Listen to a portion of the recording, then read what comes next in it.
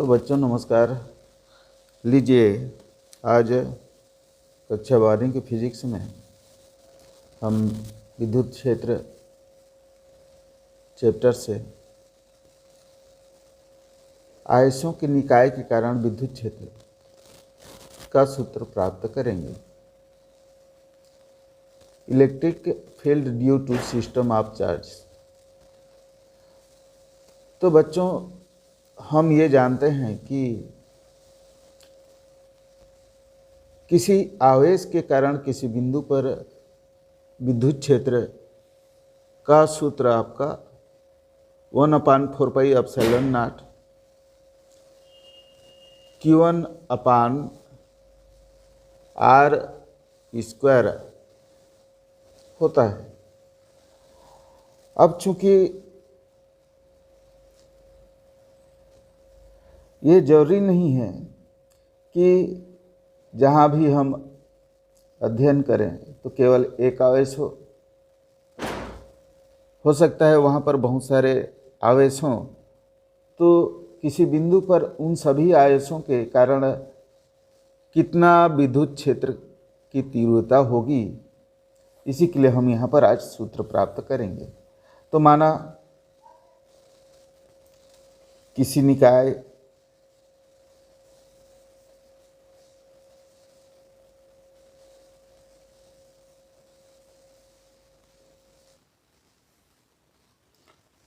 तो बच्चों माना किसी निकाय के आवेशों Q1, Q2, Q3 और इस तरह से Qn आवेश हैं और चलिए इसको चित्र की सहायता से समझेंगे। माना ये हमारा Q1 आवेश है, यहाँ से Q1 आवेश है और हम इससे r दूरी पर ये हम जो कोई बिंदु P ले लेते हैं, यहाँ पर इस आवेश के कारण इसको मिलाने वाली रेखा से यानी इसकी स्थिति सदिश हो जाएगा। इसको हम लिखेंगे r1P स्थिति सदिश। यहाँ पर इसकी दूरी Q1 की जो दूरी है P से, यहाँ पर हम विद्युत क्षेत्र की तीव्रता ज्ञात करेंगे। तो मान लो पहला आवेश Q1 है तो उसकी स्थिति जो है हमारा R1 से P तक की दूरी ये लिए, तो ये स्थिति सदिश हो गया इसका, स्थिति यहाँ का। अब इसी तरह से कोई अन्य आवेश हमारा यहाँ Q2 ले लेते हैं ये। अब बच्चों इसके कारण हम देखते हैं, इसके कारण विद्युत क्षेत्र किधर होगा। तो ये इसको हम ज्ञात करने के लिए ये मान लेते हैं कि यहाँ पर कोई परीक्षण आवेश रख दिए और इसको हम मान लेते हैं प्लस मान लेते हैं, यानी धन आवेश मान लेते हैं। तो परीक्षण आवेश कौन सा आवेश होता है? धन आवेश होता है। तो बच्चों इस Q1 उस पर किधर बल लगाएगा? इधर, यानी प्रतिकर्षण बल बाहर की ओर लगेगा। तो इसकी दिशा हो जाएगी यहाँ पर, ये हो गया U1 की दिशा। अब बच्चों यहाँ पर हम ले लिए Q2, दूसरा आवेश ले लिए Q2। अब यहाँ से इसको मिला दिए P तक। तो ये बच्चों इसका हो जाएगा स्थिति सदिश, इसका R2 से P तक, ये आपका। अब बच्चों यहाँ पर हम ले लिए तीसरा आवेश कोई ले लेते हैं Q3।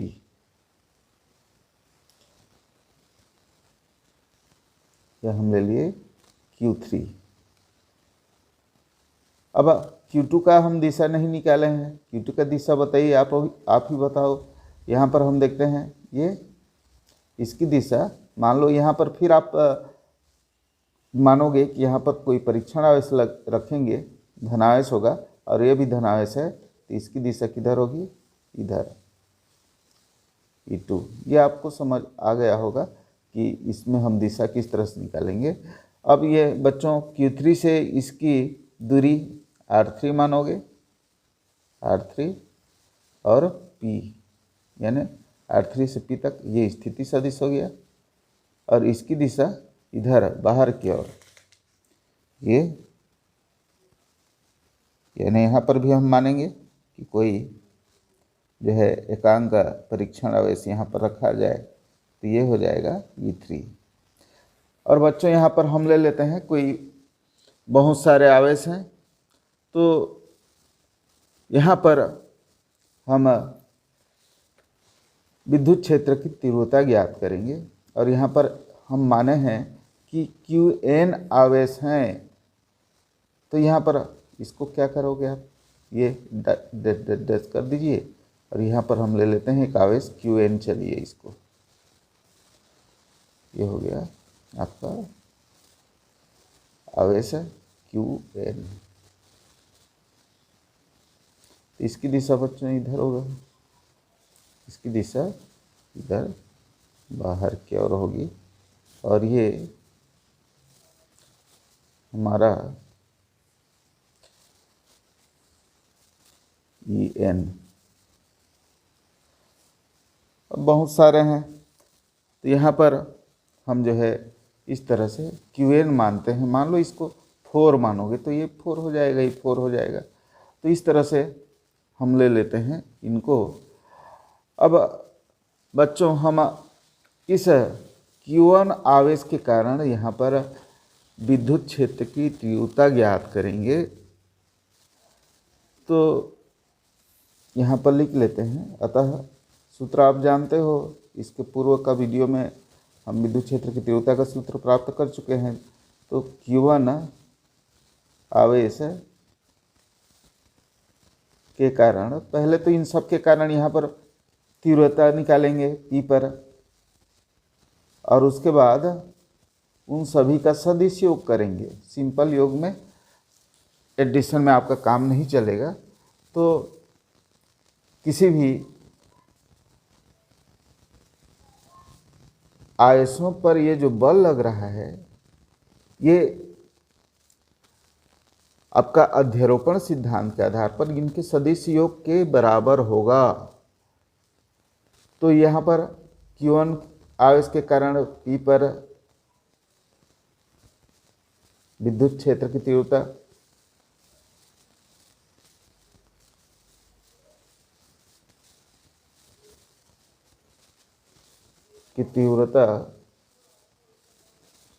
E1 होगा, और ये E1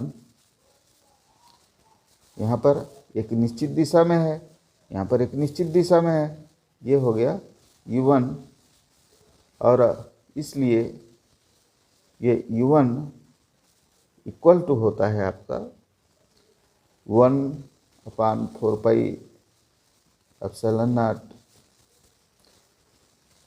Q1 एक अकेले आवेश के कारण है, R1 इसकी दूरी क्या है देख लीजिए, इसका R1P का स्क्वायर। और बच्चों ये सदिश में लिखे हैं, तो इधर आपको सदिश में लिखना होगा, और ये होगा उसकी दूरी R के 1 से P तक। इसी को जो है हम यहाँ पर भी लिख दिए। यहाँ पर R1 का स्क्वायर हो गया, यहाँ से दूरी क्या है, R1 है, और Q2 का क्या है, R2 है, और Q3 का क्या है, R3 है। इसी चीज़ को हम यहाँ पर लिखे, ये जो है एकांक सदिश है। और हम आ जाते हैं इसी तरह से Q2 के कारण, सभी का इस तरह से आप प्राप्त कर लेना। Q2 आवेश के कारण इसी तरह लिख दीजिए यहाँ पर, इसी प्रकार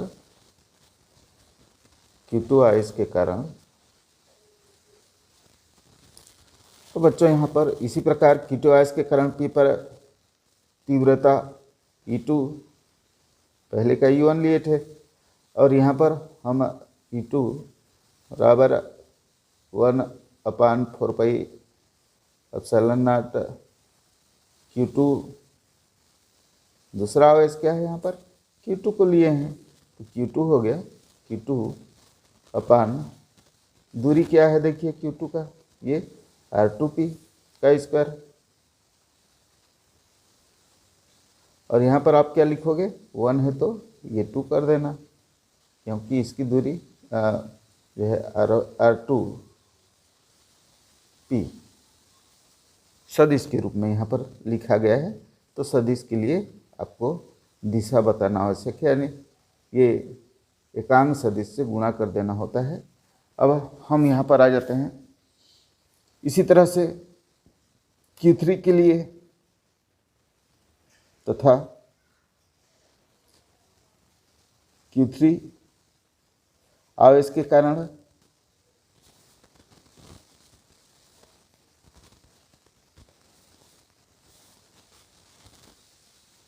तीव्रता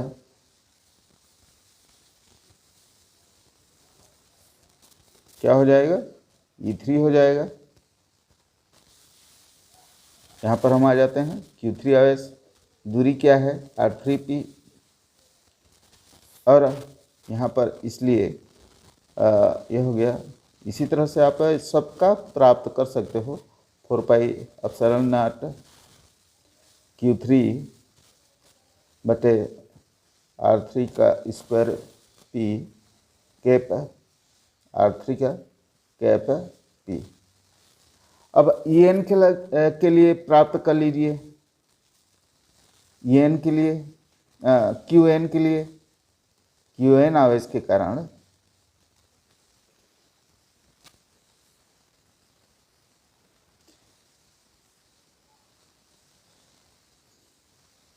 कारण विद्युत क्षेत्र की तीव्रता।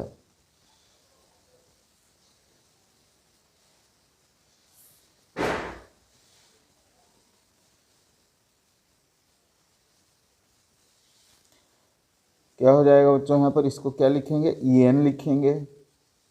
En बराबर 1/4 पाई एप्सिलॉन नॉट Qn अपान, यहाँ पर क्या करोगे, Rn दूरी होगा, और स्क्वायर P Rn, यहाँ पर क्या होगा, Rn कैप P। अब बच्चों यहाँ पर हम बिंदु P पर इन सभी आवेशों के कारण विद्युत क्षेत्र की तीव्रता ज्ञात करेंगे। तो ये क्या होगा, इनके सभी के सदिश योग के बराबर होगा। तो बच्चों अध्यारोपण सिद्धांत से आवेशों के निकाय के कारण बिंदु P पर परिणामी विद्युत क्षेत्र क्या होगा, तो ये होगा आपका E सभी के तीव्रताओं को जो प्राप्त किए हो, Q1 का, Q2 का, Q3 का, उन सभी के सदिश योग के बराबर होगा। तो ये U1 को जोड़ेंगे प्लस ये अध्यारोपण सिद्धांत के आधार पर जो परिणामी तीव्रता होगी वो उनके सदिश योग के बराबर, यानी उन सभी विद्युत क्षेत्रों के तीव्रताओं के सदिश योग के बराबर वहाँ पर तीव्रता होगी। E2 प्लस E3, ज़्यादा मत कीजिए, यहाँ डेड कर दीजिए। लास्ट में कहाँ तक जोड़ रहे हो आप, En तक, ये सदिश योग हो गया आपका। और इसलिए जो आप मान प्राप्त किए हो यहाँ से, ये देखिए U1 का प्राप्त किए हो, E2 का प्राप्त किए हो, ये E3 का प्राप्त किए हो, यहाँ पर En का, चाहे आप जितने तक आप चाहोगे 4, 5, 6, 7, तो आपको केवल 2 का करके भी छोड़ देंगे और En का दिखा देंगे तो भी चल जाएगा। और ये 3 था, ये 4 है, और इन सभी को देख लीजिए, इनको हमको जोड़ना है। पहले तो E1 का मान रखे, U1, E2, E3, En कर दिए, यानी कुल तीव्रता E बराबर U1 plus E2 plus E3 plus En last का, असंख्य हैं, कितने हैं नहीं मालूम, तो ई एन कर देते हैं। अब इनके मान को यहाँ पर रखेंगे, सिंपल सा है, 1/4πε0 Q1 R1 स्क्वायर, यहाँ पर P की दूरी को लिख दिया गया है, कहाँ से, Q1 से P की दूरी, Q2 से P की दूरी, Q3 से P की दूरी। तो इसमें एक ही सूत्र है, आपको जो इससे पूर्व भाग में देखे हो और उसको आप रट लीजिए, वही जो सिंपल सा सूत्र है उसको आप रट करके चलेंगे, याद करेंगे तभी काम चलेगा, क्योंकि आपको आना चाहिए कि U1 का मान क्या होता है, ताकि 2, 3, 4 का भी आप कर सको। तो E बराबर आपका हो गया यहाँ पर 1/4πε0 4πε0 Q1 1 के लिए है, Q1 यहाँ पर क्या लिए थे, R1 स्क्वायर P, और यहाँ पर वेक्टर भी लिखे थे, क्या था, R1 P कैप है। दूसरा का E2 का इसी तरह से 1/4πε0 Q2 R2 square P cap करेंगे इसी को, R2 P plus plus plus कर दीजिए, डेट डेट डैश, RN का लिख देते हैं लास्ट में, 3 का मैं छोड़ दिया हूँ, आप लिख लेना, प्लस प्लस कर देते हैं यहाँ पर भी प्लस लिखना था, plus date date dash plus का, RN का क्या लिखेंगे, वही होगा सूत्र, केवल R के 2, 1, 3 नहीं होकर के RN हो जाएगा, 4πε0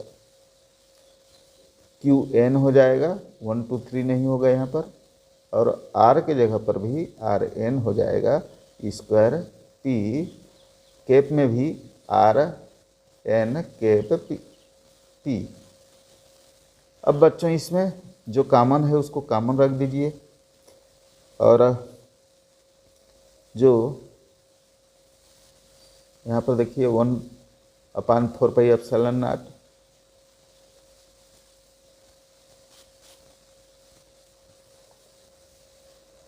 और आपका यदि हम इन सब को जोड़ेंगे तो हाँ कॉमन कर देते हैं, क्या है यहाँ पर, Q1/R1 square P plus Q2 R2 square P plus plus plus QN/RN square P। पीछे में आपका सभी का यहाँ पर सदिशों को भी लिखेंगे, तो यहाँ R1 P कैप करके ये R2 P कैप कर दीजिए, यहाँ RN P कैप है।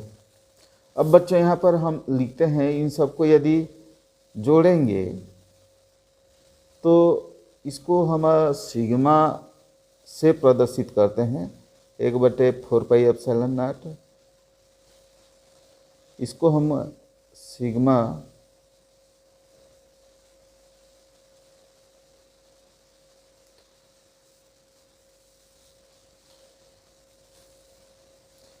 सिग्मा लिख देते हैं, कहाँ से, Q1, 2, 3, 4 है, तो इसको हम कर देते हैं QI कर देते हैं, और नीचे का RIP लिख देते हैं। यहाँ पर 1, 2, 3 जो अंक है RIP, यहाँ पर I बराबर 1, यहाँ पर I बराबर 1, 2, 3, 4, और इसलिए यहाँ पर जो वेक्टर है आपका सदिश है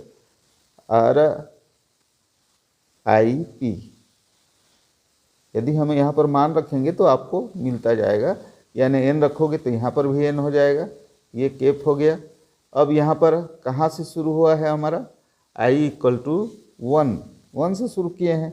यहाँ नीचे में लिखते हैं i इक्वल टू 1 और कहाँ तक, n तक। ये देखिए ऊपर अपर बाउंड n, नीचे 1 से। तो इस तरह से हमारा ये जो है विद्युत क्षेत्र की तीव्रता का सूत्र है अनेकों आवेश के कारण। तो बच्चों, मैं आशा करता हूँ कि आपको समझ आ गया होगा, और कृपया चैनल को भी आगे बढ़ाइए।